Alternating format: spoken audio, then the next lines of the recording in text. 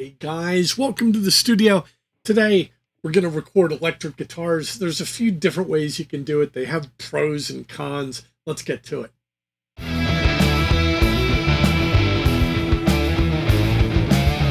So the first way is the way that it's been done historically is you just take a microphone, put it in front of your amplifier, play some guitar, maybe monitor on headphones if you have a backing beat. And the pros of doing it that way are it usually gives you a pretty decent sound, but you can't really change it after the fact. If you ran the gain a little bit too high and want to back it down, well, it's too late. It's kind of carved in stone. And the second popular way nowadays is just take your guitar cable, plug right into the front of your interface, and record that way. Well, the pros and cons of doing it that way are you get a nice dry signal recorded that you can add effects to after the fact and have all kinds of control over. But when you're listening to what you're playing in your headphones, it might just sound dead clean. And so the downside of that is if you say, well, let me throw some overdrive or cabinet simulator or something so it sounds reasonable in my headphones while I'm recording it, they can slow down the round trip of your guitar signal from you playing back to your headphones, what they call latency. You pluck the string and then you hear it, and that's enough to screw up your timing. So there's even another way to do it, and that's like get a box dedicated where you plug your guitar into it, something like a Kemper. You plug into that, you monitor in real time from your box, you get all kinds of cool amp simulations, but you can actually track that still dry, or you can record it with the effect on it. Kind of a win-win. The downside is it's big money to do it that way. Those things are not cheap. Even with breakthrough effects on the market like Tonex, you're probably still looking $300-400 to do it that way. There's another option. The other option is use a DI box. DI stands for direct injection. This is a Z Direct. It comes to us from a company called ART. They sell them at Sweetwater. They're about $39, and it's got some great options. What does that $39 get you? Well, essentially, a DI box will take your guitar signal and then split it into two separate signals. Let me show you. Okay, when I'm looking at the front of this thing, I see input where my guitar goes. And I also have something called input through.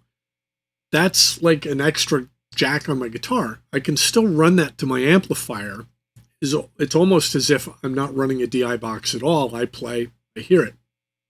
But let's take a look around the back side of this thing. On the back, it has an XLR output.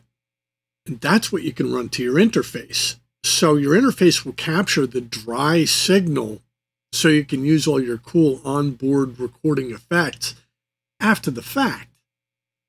But in the meantime, maybe we still want to hear effects while we're recording. If I'm doing something like a Metallica song, I don't want to hear bling, ding, ding, ding, ding. I'd hear junk, junk, junk, junk. And that's where this input through comes in. I can run that to an amp for me to monitor while I play. Or if I have like a distortion box or a multi-effects unit, I can put that separately into my interface. Dry comes in on XLR out of the back of this, or the input through also goes into my interface, and I can actually record them on separate tracks, and I can monitor whichever one I want. In my case, I wouldn't probably monitor the dry recording for being too jangly. I would record the one that went through some sort of effects. And while it's at it, it also has a couple other neat little tricks that it does. On the front side here, these buttons labeled attenuator, minus 20 dB.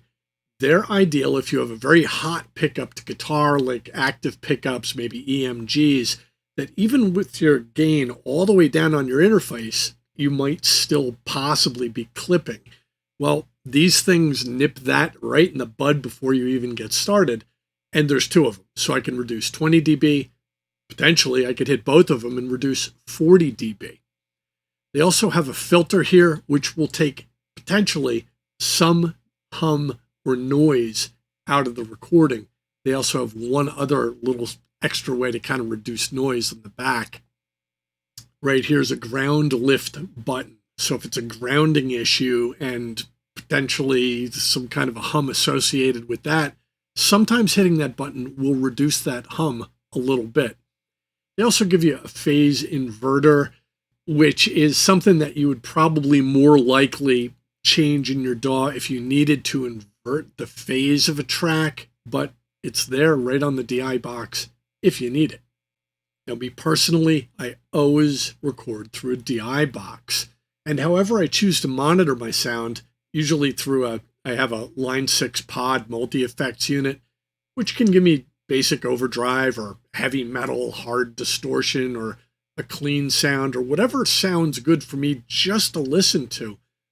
But I only really record the dry signal into my recording software, and then I will run it through some software to get it to the sound that I prefer to have for my recording. Well, guys, I had a lot of fun putting this together. Please don't forget to come join us on Facebook at Recording Tips, where sometimes these discussions that we're having here in the videos are being paralleled in that Facebook group. Don't forget to click like and subscribe if you enjoy what we're doing here.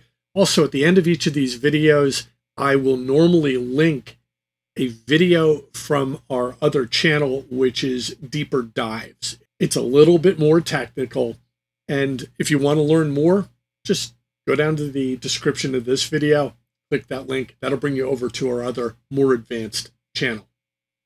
And we got a lot of work to do. Let's get to it.